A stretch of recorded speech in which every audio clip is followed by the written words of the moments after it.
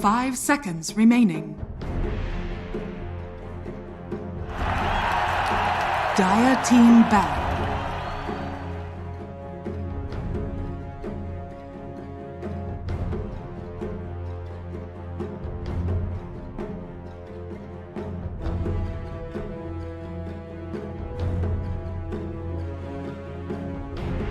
Ten seconds remaining. 5 seconds remaining. OG's turn to ban.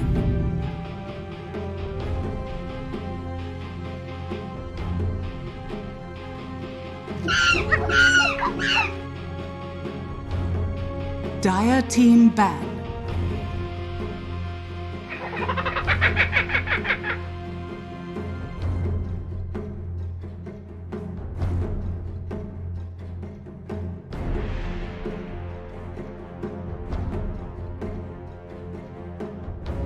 Ten seconds remaining. OG's turn to ban.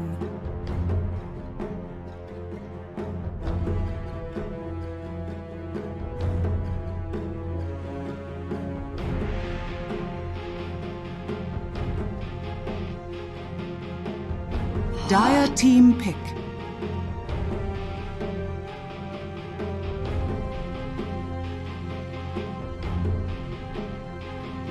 OG's turn to pick.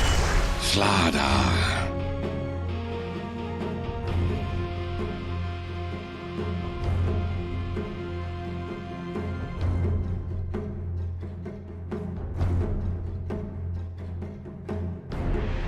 Dire team pick. Trient Protector. OG's turn to pick.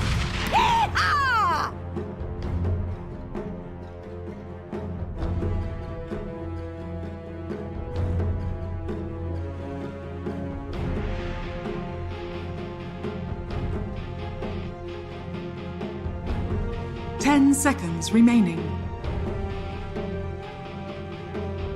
5 seconds remaining.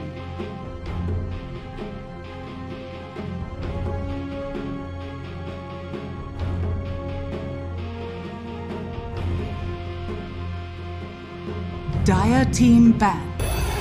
Arc warning. OG's turn to ban.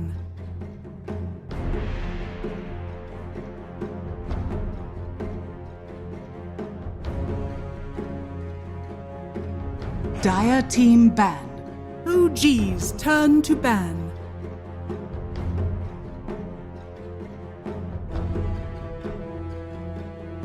Dire team ban.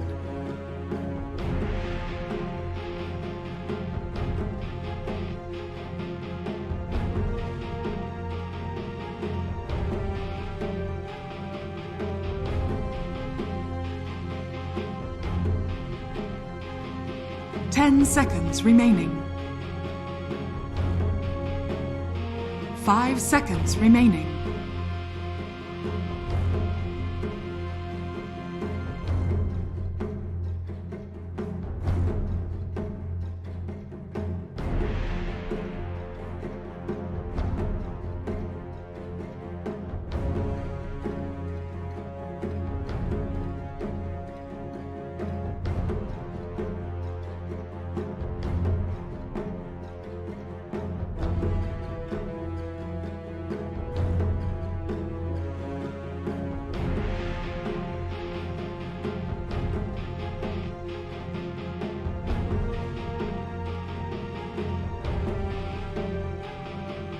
OG's turn to ban.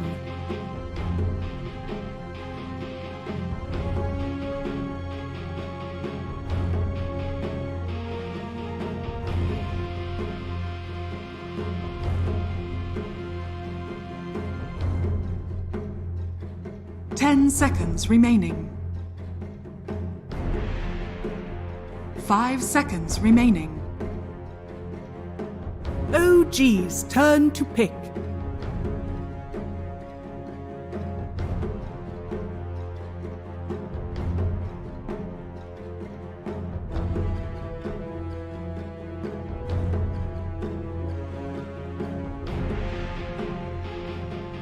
10 seconds remaining. Dire team pick. The scum.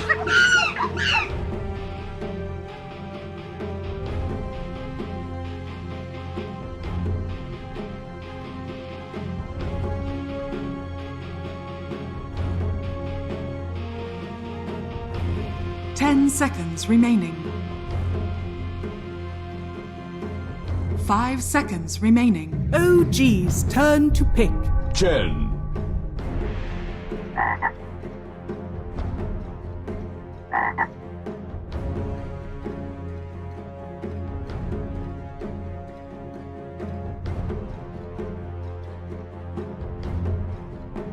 10 seconds remaining. 5 seconds remaining.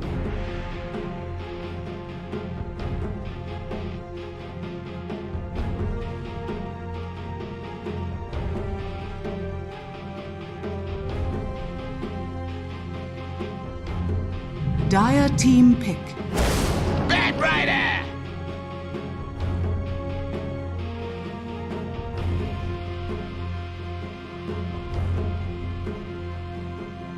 Dire team ban. Shadow Fiend.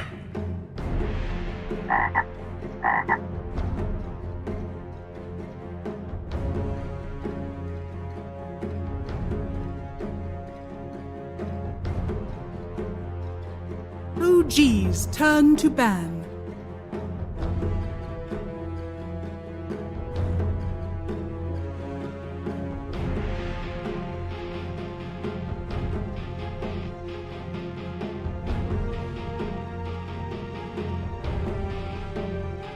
Ten seconds remaining.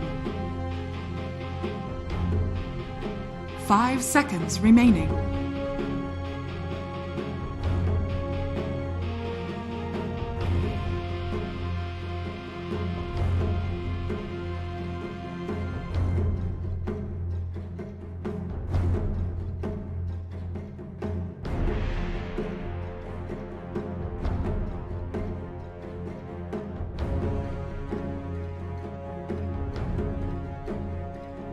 Dire team ban.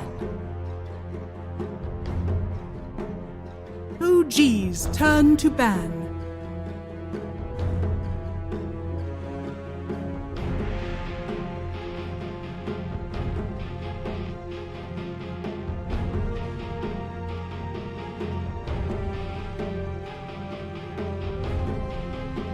Ten seconds remaining. 5 seconds remaining.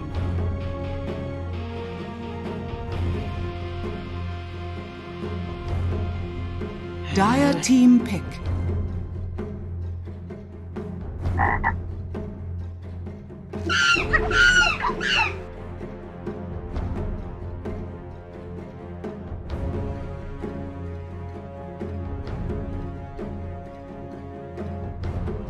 Ten seconds remaining. 5 seconds remaining.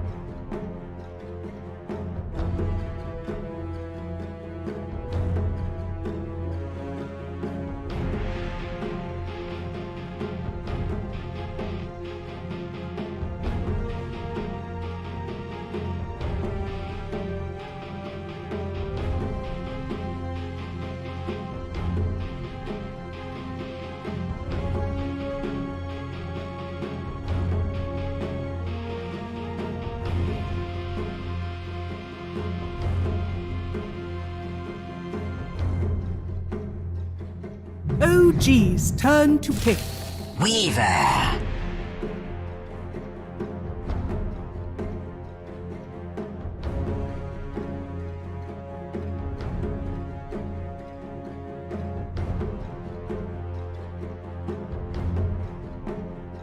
10 seconds remaining. 5 seconds remaining.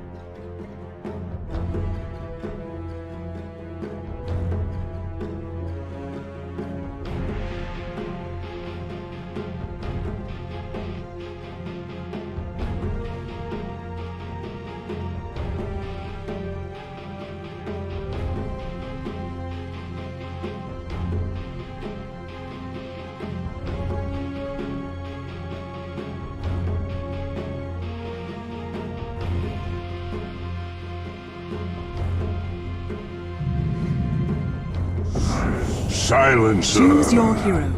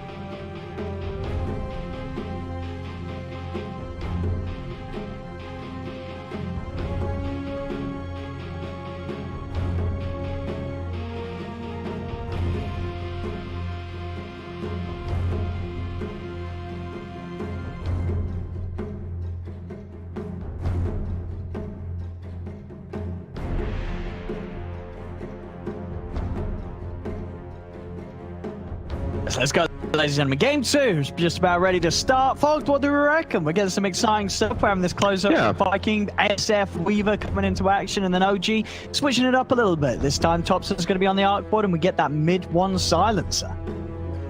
Yeah, it's really interesting the way that they've actually decided to go for this. It's very out of the box, but it works well with the Batrider, right? That's what we always like seeing with Batrider is actually the global, so that when you initiate, you can always get these types of kill setups, and it's a similar lane concept that they were doing, right? Don't pick a melee carry into Slardar. Get that distance so you can easily beat on them. Cool. Yeah, I mean, sort of, how do you sort of rate Silencer at the moment here? I mean, you talk about the interaction with being able to play aggressively with the bat, but other sort of factors like what makes this hero work at the moment in a core role? Just if you have space creators, like people, which they do, and if you have a amazing initiator like the bat, it can enable it pretty well. Not something I see very often, like actually never a safe lane silencer, but I can see the merits for it. The hero hits extremely hard if you do start getting any type of kills. It really does get pretty explosive. But you're at the risk of getting ran down always. That's always the risk of picking the silencers. You're into a Weaver and a Slardar. These are some fast heroes that get on top of you. Mobility is their weakest form as silencer. Yeah, also against the good old Snapfire, right? You know, Aramis down the line, he's going to be looking for an Agonyms. Another way to get those heroes easily on top of the silencer, on top of the Arc Warden. Yeah, and also I like this lane infinitely better on the side of Viking. The Mirana plus Slardar, it's not bad, but I think this just changes the entirety of it because now Slardar has a gap closer built into the lane. So now this silencer, Arc Warden was protected before, but a cookie might be able to get him to just close that gap on that slow silencer. Like the slightly annoying ones, but it's not like this overwhelming of just getting on him, like a clockwork and stuff like that. And I've seen him play it before. He's quite strong on it, and they really like it when they have this full minus armor strat, which they have in this game, right? Not only do they have the snap fire, the little shredder, -6 armor, Sparta corrosive haze, bugs, presence of Dark Lord. There's a lot of things that can kick in, and OG's draft is fairly squishy, so that could be something that really rips them apart. Yeah, we'll see sort of how potent it ends up being. Because, I mean, again, they do have No Tail once more on the Treant. And saw last time how much the living armor really did help offset that. But you're right, this time Viking taking it to another level, the minus armor. So we'll see if the living armor is going to be enough to save people this time. Yeah, another thing is, like, the reason they really picked the tree is because he just volley walks the slaughter in the laning phase, too. It's the double kind of benefit of the hero pick. We're expecting Toby to have a pretty rough time down bottom as well. We're still going to watch to see what Aramis can do to change that up. Mid, I feel like Boom should be pretty okay in this matchup. Should just farm pretty fine. I think Thompson also should just farm fine here too, though. Maybe get a little bit behind the Shadow Fiend, just slightly, but... Yeah, we'll see Boom getting those mangoes out and just continue to shove the wave back. Affecting it, just have to rely on the raises. You know, Thompson might start getting aggressive on Boom if he's able to catch Boom away from the wave. Yeah. Especially when he starts to go sort of between the lane and between the camp. Be careful for wards around the lane. So Shed obviously playing the Weaver. I mean, how do you sort of see Weaver as a carry in this patch and at this moment in Dota? Is this a hero that can really... What does it offer in the position 1? I think he can be fine, yeah. He's super elusive, and when you're playing versus limited lockdown, he can just mess with stuff a lot, and he is playing versus some limited lockdown, so I think he could have a pretty good time. However, also Silencer is very good versus him, because Arcane Curse in the mid game is horrible. You can't really use Shikuchi to move around inside of the fights. Yeah, that's very true, and I'm on a Weaver, right? You don't really get Manta or BKB early. It's all these other items if you're just going for the damage or the Dragon Lance, Hurricane Pike. So yeah, definitely something Shad's going to have to be careful of. And if he does sort of go down the defensive route, maybe more likely to be the Lincolns against that lasso lock. We'll see what sort of build he goes for. And in this game as well is, I imagine this time because they don't have a Spectre, Viking. They have to kind of play it a little faster. Are you really going to be happy going late in this game if your Vikings lineup? I would prefer they play fast. I think they still can because of how overwhelming the minus armor really is. Yeah. But I would like them to just play at this fast pace because they have such good control. If they get like 1 or 2 towers, they kill Rosh at such a fast pace. Like no way OG can contest if they get set up for that Rosh. It's going to die in a matter of seconds. But yeah, Weaver overall, I feel like this hero is a very, just a specific versus what you're against, you pick this hero. Unless you're just you love Weaver. I know like some people like Mason, just loves Weaver, so he'll play it in a lot of games, but versus Bat, and he has a lot of benefits from his teammates. Shad. There is a sentry up there. Shad actually might be getting caught top. I think he's dead. With this flame break, they've got him. Good control there between Seb and Saxa. We saw Saxa just absolutely totally on it last game as the Tuscan here in round 2. He's ready to give it another bit of a showing. Bottom lane, Mid1 does get the kill on Toby. Just live for it, but Mid1 getting that plus in before he goes down. He's more than happy to take that trade. Yep. Huge that they get this kill top. Like you said, this is a Weaver pick to address the lane in particular, but because they have this sentry down, Celery actually did not put one down for himself to kind of deward it. It catches him off guard. And now we see Toxa, because of this moment of opportunity, he's able to check the top rune for his Arc Warden, who's also going to come contest him. And it'll spawn bottom. Boom, gets lucky.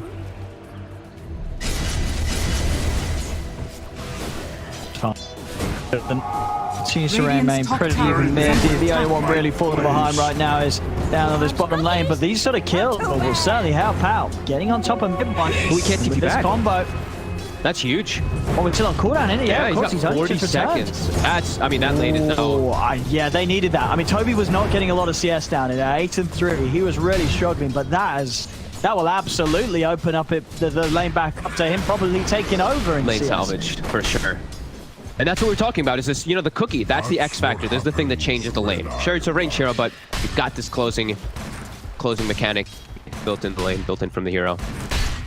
Catches him off guard. Hotel's gonna be happy because all this juicy experience, but yeah, times for Mid1. I mean, already you see sort of the difference. Notail, he's a full level ahead of Mid1, level 4.5 compared to the 3.5 of Mid1 because of this time out of the lane. And with that death, the fact that No-Tail is down there, he can't move away to get the bounties. So, boom, he's going to have free reign of the bounties here. He's able to pick up the two of them for himself. Yeah, and Saksa gets the one room top, but Celery sends that little wild wing to kill the secondary one. Saksa making a move bottom. He wants to help mid one. Yeah, it's got to help. Anytime they sort of start getting being Aramis, they've got to have backup.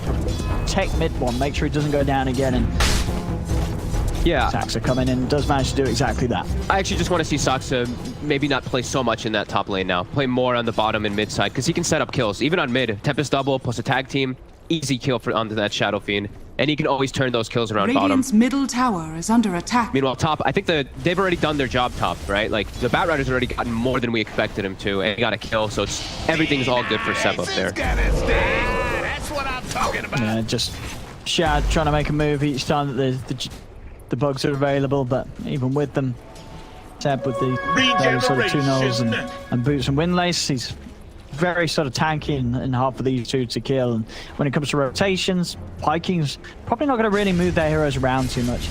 Aramis just having his most potency paired up, getting on this bottom line. Just toward mid, boom. He's stepping up to Thompson, but Saksa's So, under the tower, they managed to get the cookie in onto Thompson. Boom. And the raise is off the mark a little bit, as he does not connect onto Thompson at all. Lose the two of them, but Thompson's able to walk away. Did both of those whiff? I think both of them. I think he missed. They looked a little ambitious. They were sort of off to the side. They didn't hit Thompson for sure. Yeah. There was definitely 2 raises that did not connect. Aramis, he's going aggressive on Thompson here. Oh. Thompson? He's got the backup. Hilarious. He needs one more hit. He's not going to find it. The rain. I mean, Thompson will tell you that he knew that. He trusted in Saksa. He was like, I don't care, hang around and you can go on me, but Saxa's going to have me covered. I mean, the 20 HP, the raindrop, and I think even the armor from the tower may have saved him, right? Like, because he was under it. Just little things kicking in there. They even they accidentally put a ward down as well during that exchange, right in the middle of the tower, but all's good. Thompson survives. And Saksa continuing to be active. Radiant That bottom. Kind of going on to Nota. Nota's got the sneak out of living armor. They're turning onto Toby. They'll be able to get the kill onto him. Aramis is trying to finish it off, but he's got to run away from mid one. Damage between the two of them too much. Aramis trying to juke kill Toby. The raindrop. He felt that he could get the kill on Nota, but he couldn't. Indeed, that raindrop saves him at the same time. Thompson, he was able to get in the jungle and find boom. Wow.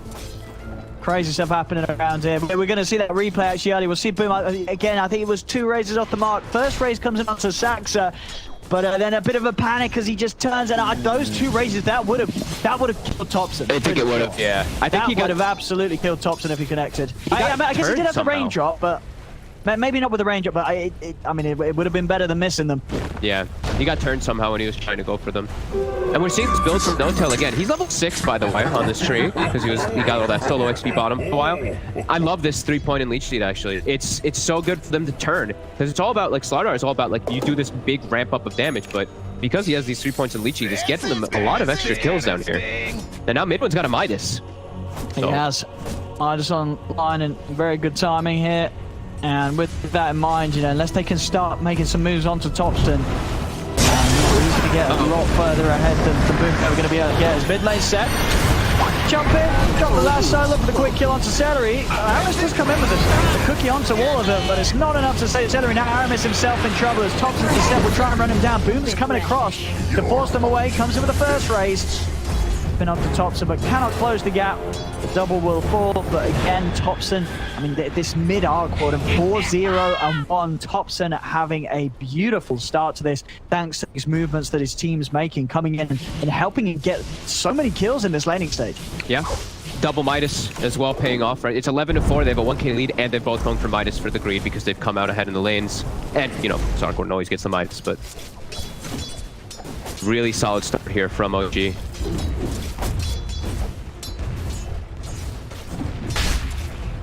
And again, like this game plan from this is really working, right? Like they knew Vikings just gonna open with the Slardar, and now both times around this ranged carry in the safe lane, it's just dominating this Slardar so hard in the laning phase. Like Toby last game, he was able to come back a little bit because he got some kills on an Arc Warden, but this one it's feeling pretty tough for him.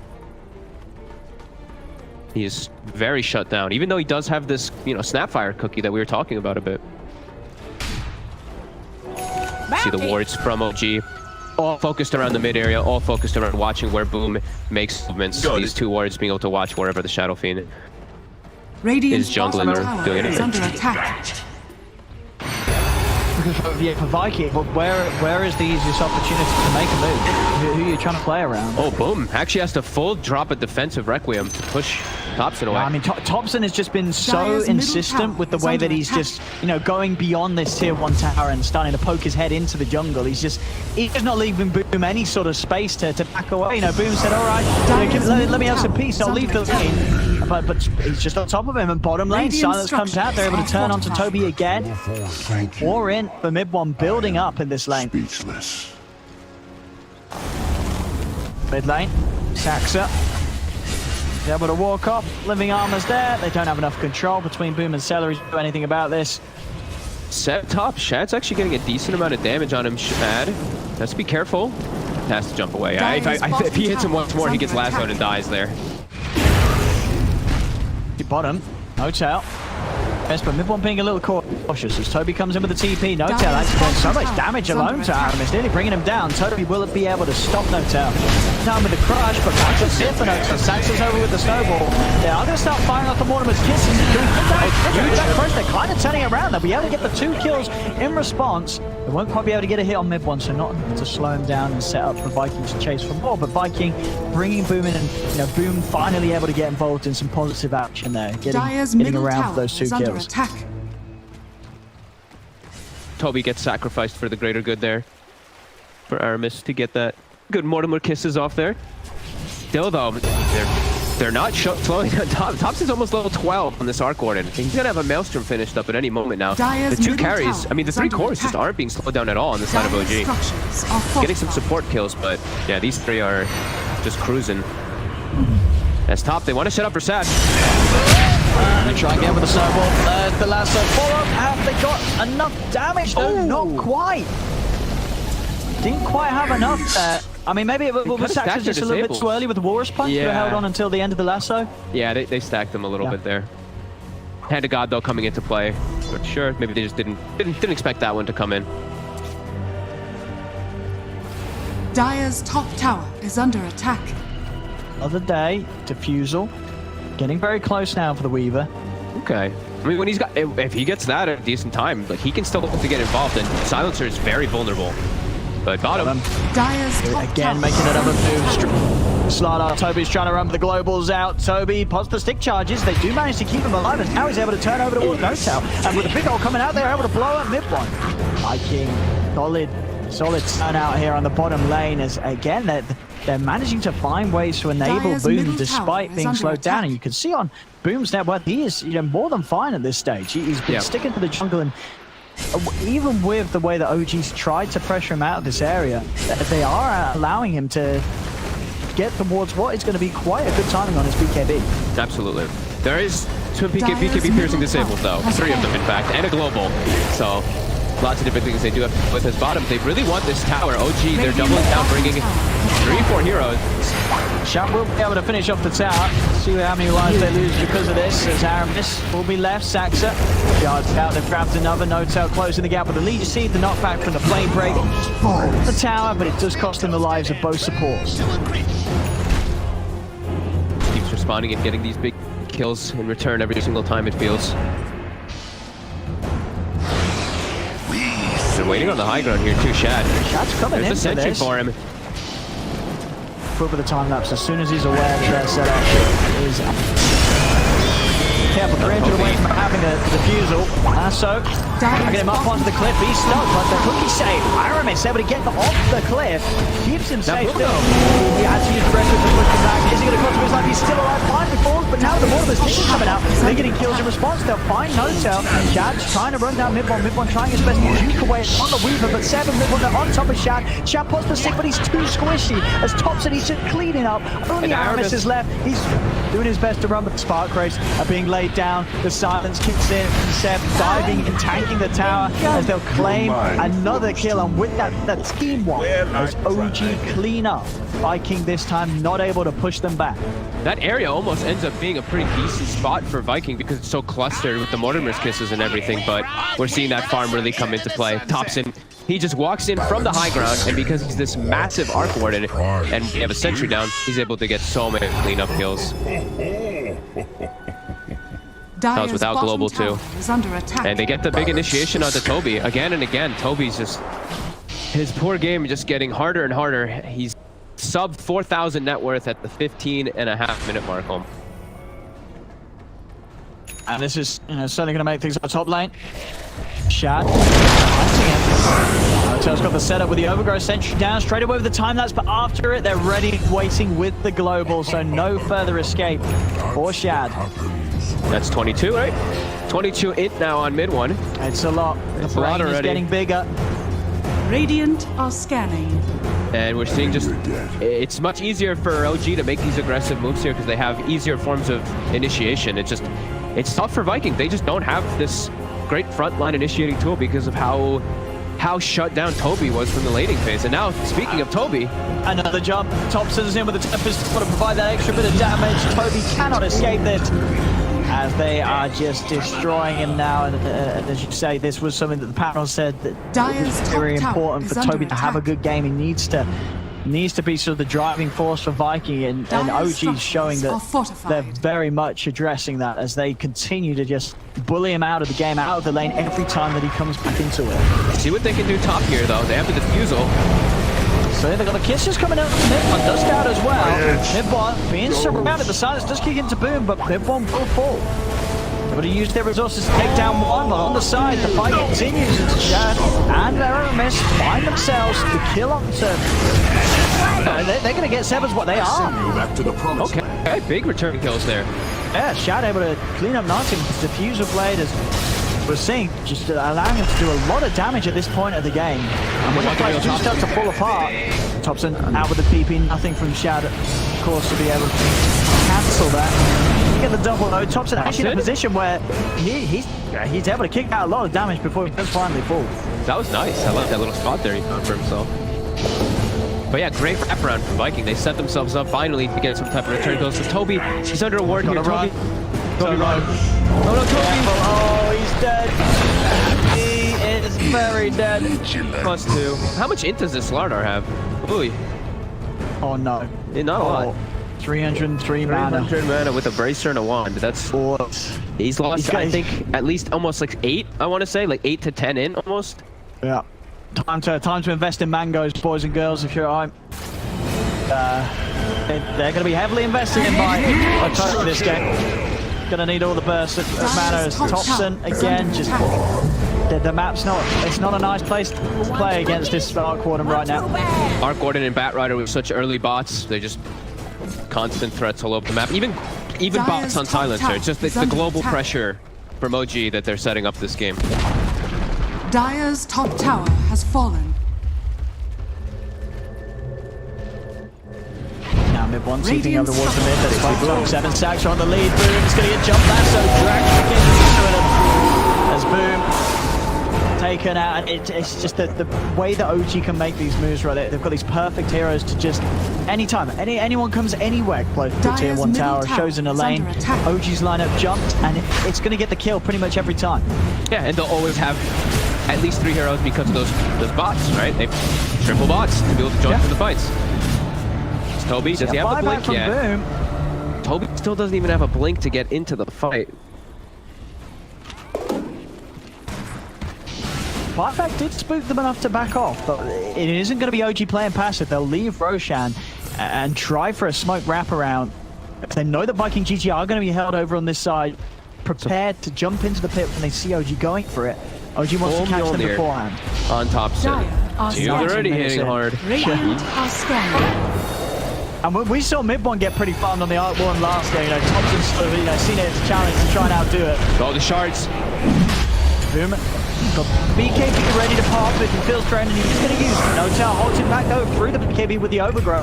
Global silence comes out. Shad trying to commit onto No-Tail. The Weaver will get the kill, and now with the silence and the control, Shad's in trouble. Does still manage to get the time lapse off in time, but he's going to fall so low. Is he going to tick down to the curse? And on top of him, Toby's managed to be able to finish with the silencer. And now Toby's alone as Thompson and Saxa surround him. The Slardar will fall. Jump ball from Seb. He's got the lasso. He's managed to catch out Boom as Boom dragged back over. Can Viking do anything to save him? pulls out of the game for 70. That will give them a solid amount of time to step into the pit themselves. OG, without any warrior Viking being able to put any sort of fight together. Shad really needing that BKB. As we can see, he's just going to time lapse out and run away every single time. Squishy too vulnerable as this carry Weaver. They would have, I mean, that the hand of God plus the mech saves everybody. Everyone would have died on the side of Viking if they didn't all get healed up there. OG's damage is just insane in those little spots there. Mid one does go down. Toby is able to commit fully onto him and get him there, but yeah, the rest of OG able to hold their ground.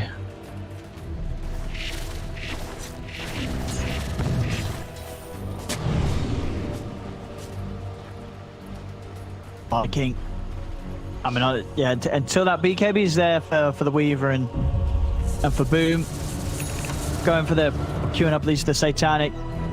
Just knows they're still just so squishy. They just get jumped, they get popped. It's got to tank up. But obviously, it's going to be very hard for him to get there. EK Network on the ESF again, another game where he has just been well and truly punished by OG. It's a long time until he's going to have his next item. It's just so hard for him. Like, you even saw in that fight how he's walking into the fight, and people might be looking, they're like, why isn't he BKBing? Because he's playing versus like triple or more BKB disables through him. So he gets clapped by Roche. He's at half HP before the fight starts. As soon as it BKBs, instantly rooted. So it's just a tough game for Boom really to get into focus fire any targets because of that. Bottom tower has fallen. As they will smoke, it is a Dragon Lance at least finished up on the Weaver, plus his Mithril Hammer. Looking to try to catch OG off guard here. And I think it's Toby's Blink Dagger that's really causing them to... Yeah, Toby's Blink is the one that's causing them to lead this full charge here. Big jump. Dire's middle tower is under attack. Yeah, they've also got to sort of hope that whoever they jump is not with backup. Dire's You have a lot of is under counter plays and The global pressure. They're just finding Boom. Anytime Boom is trying to push out alone, they're just always there. They just always know where he's going to be, and they're able to jump him. He just can't find anywhere to be safe. OG's always got his number. Dire's top tower is under attack. I mean, Seb is just dominating this game so hard on this bat. A lane that you'd expect to be pretty hard with that Weaver. They do super well in it, and because of this, just bots blink so early on, and he's threatening so much of the map. It's so tough for Viking to play because of this. He just rules the map right now. Yeah. It's all under Seb's domain. Dire's top tower 10,000 gold. Now another form of initiation too. A Blink Dagger finished up for Sakta, so some save as well as aggression that he can do with it. Dire's as they're going to move tower to tower. Attack. Yeah, with this Aegis, they're unstoppable. Thompson with an KB and the Mjolnir now. Almost level 20 at the 23-minute mark. Dire's top tower is under attack. Some insane farm. 11:05. Flawless performance from Thompson. Dire's middle tower has fallen. This is, definitely the thing that teams are going to have to bear in mind, right? This series just a showcase, the Arc Warden. You don't know where it's going to be, you don't know who's going to play it, and it doesn't really matter. Thompson or Mid One, both of these players just show how proficient they are on this Arc Warden at a level that's, as I said, after game one, it was like, damn, that was a pretty crazy performance from Mid One, and then Thompson's coming in at 11:05. He's just doing the same thing again. Yeah, I mean, they definitely came doing their homework too versus Viking, versus the Slaughter first pick. Both games back to back. All these heroes just getting poked from a distance from OG. Boom, down to half HP. The mech's forced back down to half HP. Yeah, just a spam, sort of a curse out, a few hits from the Arc Warden. And the heroes of Viking have to be so cautious that they're trying to poke at Thompson, but he's playing confident with that Aegis. He's just standing there on the high ground, punching into the racks, and Viking GG, they just can't seem to push him off. Finally popped the fortification. Thanks. OG, they're not going anywhere. They're standing here on the high ground. Another curse out, again with the bubble shot. He's managed to get in to get the topple, but he's got very close to them. Time that shoot to get out of the side. Seb, he found the jump onto Aramis, bringing him back. Global silence is out. The BKB's there, but again, the overgrowth straight away after the BKB. Knocks down the SF. Shad's got to get out of there. Aramis is going to fall. They just cannot fight OG. They don't have the heroes or the items. OG are just too far ahead. Viking GG, they cannot tackle OG at all. Celery's nearly dying to the double too, as well as Aramis. Hits. Chad is extra bit of control. The Silence is going to chase down the Weaver with the snowball. And looking over to Toby as well. Dustin Sachs is going to TP out underneath the tower. He's going to get away with it. Getting in that close, that aggressive, and also able to escape. They can't even kill a hero when he's under their tier 4 towers. They can't kill anybody. And Boom just dying, and both of their net worth just continue to dwindle. 15,000 gold lead. OG is just. Oh, and Thompson. Yeah, but Thompson, he's so far forward. They're able to get on top of it. Thompson's dead. And now over to Notel. Notel's going to fall as well. All right. I mean, they're 2 heroes down 70 seconds. They do not have buyback on these heroes. You look at the gold. Thompson, he's been spending up. He's 140 short. Just like that, Viking GG, they just lose a melee Rex without being able to do anything. And then they just catch sort of Thompson and Notel kind of taking a bit of a snooze as they casually walked away from the base. Viking, they pounce on them and they kill him. What was he? Was he looking for a kill? Because they had left there like 40 seconds ago or something. I think he was just farming the creeps. He was chilling. I mean, he was just relaxed. He got caught off guard. You know, right. I have to be careful for 30 seconds. What Viking can do with this? Over towards Saxer in the trees. Dust comes out. Shad's been caught. BKB's there in time before the lasso. He's still locked in position. With the BKB up, there's no follow damage to kill off Shad. Flash there onto Taxa. They find the killer. Shad's continuing to chase for more. Mid one's able to force up to the high ground. Curse out 2 of them. Shad. Nice flame time break. lapses out. Toby is down a little too deep. Can they save him? They cannot. Mid one's got the damage to kill him off. Shad goes back in over towards Seb. Seb's too speedy though for Shad to stay on top of. He's away. Mid one's been left behind though in the mid lane. The Dust is out. Put the global silence, but Mid one, he cannot stand his ground against this damage. It's Viking GG. They kill the Silencer. Notel's coming with the TP set. Jump forward once again. Boom with a BKB Redfin pushing Notel off to the side. They've got the vision as well. Notel falls. That's going to be a dead Notel for 45. Thompson's back in the game. Trying to kill this time. It's Viking getting out. Boom's able to TP out under the noses. Celery will be left behind. But Viking, I mean, they showed us now how they can sort of punch back when they are down in game 1. And here in game 2, when it's looking even harder, you know, they're still down 12k and down a melee racks. They're still able to find this fight that does not look bad at all for Viking. Yeah, just relentlessly chasing past the tower, getting that Warden sentry down, able to chase because they know that heroes on OG just weren't back. Yeah, and then OG, Notel blinks in and gives away his life too to stop, or to what? I think just root the BKBs and keep them there for a moment longer. Yeah, Viking getting themselves much needed kills. It certainly needs more of this if they're going to swing this one around. Sure do. Shad, though, is in a little bit more of a comfortable form, as we did see that was the BKB usage earlier, but now he's actually, well, he could pick up another item soon. He's got the one component of the MKB if he would like to. So that'll be pretty big for him. Vikings move next as Boom Dire's bottom leading the tower way. is under attack. Got wards up, I mean, they see each other here. Both teams with the It's going to be Seb first to jump though, straight over with the last of Toby's in with the counterplay, comes in with the crush. Seb, everybody going to use off in time, they're able to get Boom onto the cliff. Put the cookie, Boom turns over towards Seb. Seb's going to go down. The living armor from Intel, not enough to save him. Thompson's TPing out of here. They're trying to back away. Shad over to the side, he's cutting up the 2 of them. Boom gets the second kill. Shad's still alive, has been cursed, still has the BKB and the time lapse to rely on. They want to Notel are hunting him, but the rest of Viking could sweep over to try and connect. Shad going back in.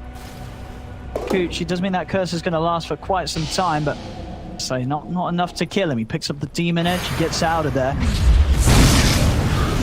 Big last moments, but Thompson has now arrived. The neutral item. Aramis is able to get, I think it was what, a fairy fire or something? Greater fairy fire, it looked like. Or did he actually miss out on it? No, he's got it, I think. But Thompson is back into Roche Pit. Though Viking did get themselves some nice kills, they're still at a huge deficit in this game. Can't contest this. Yeah, and then even more so once this is done with Aegis and Cheese. Your song has fallen to the radiant. Immortality. Got it good to go. Thompson, huge amounts of damage with this E-Blade MKB build. How we're seeing on Boom's MKB, he's nearly there on his own MKB, the Boom SF. They both do. Weaver and SF are very close to having very similar timings. That's going in. So what it can do. Hotels in the trees or on the side. Take the poke at the side. Tops are going with attempts to double. No, got Toby. with the overgrowth, they got the grab on the slide out. Toby's out of the game, but he has got buyback. No tail. Slides to the side. He's able to live. BKB popped by Chad. Chad starts to back away. Boom with the BKB. Trying to commit with the ult, but straight away the global silence comes in, and now Boom. He's got nothing else to protect himself. Has just got the one charges. Thompson trying to chase this with the doubles. The Spark Race getting laid down. Boom and Celery, they've got to juke this out. The focus going to be paired over the way towards the Chen, but Boom, he's dodging the Spark Race. Toby comes in with a crush. He's got the catch on to Zeb. The bobble's going to be laid down. This is a flying over, pushing OG back, but Thompson's still able to chain get onto Toby. The cookie gets Toby back towards the fountain, and Toby will survive. He's able to get back just in time. The fountain regen to keep him alive, but there's 2 dead on Dire's Viking middle GG. tower is OG's got the under full attack. squad up as they clean up the top racks, and now over towards mid they go. This tier 3 in trouble. 30 seconds Ags. without Chad, 30 seconds without Celery. Ags on Aramis. Here it comes. Dire's Going up in the structures SF. are Straight in. Oh, it's going to work. Oh, but the snowball. The counter plays up, but it does allow him to kill off Thompson the one. It kills Thompson the one, so now with the stun on the two, they can turn. It's Saxa. Thompson with his second life jumps straight to the side with the blink dagger. Now focusing on fire straight onto Boom. Boom trying to get the race out, but Boom goes down. Boom's going to be back in with the buyback. Thompson is chasing, jumping forward Dire's with the middle E-Blade tower blink has build fallen. on his double. He Dire's gets the middle kill. barracks Boom, are the under only attack. man left standing as he's forced back to the fountain. It was a beautiful looked pretty. attempt. It It looked was a beautiful attempt. And it just wasn't enough. Thompson even killing off Boom inside of the fountain. Jazz trying to turn things. They are low. Has managed to time lapse mid one. Myself. Will go down. The E-Blade hit not there in time to stop the final right click. And with the second E-Blade, it looks like Shad will die for his efforts. And with all 5 dead, no buybacks, there should be room for OG to close this one up. As GG is called, and indeed OG Dire's will middle take game barracks 2. has fallen. This time around with much more of a lead, but once again, you know, Viking GG, you got to give them credit where it's due. These guys, they're fighting despite how far back and far behind they are, and they're still able to pull out the fight sometimes. It's just not enough at the end.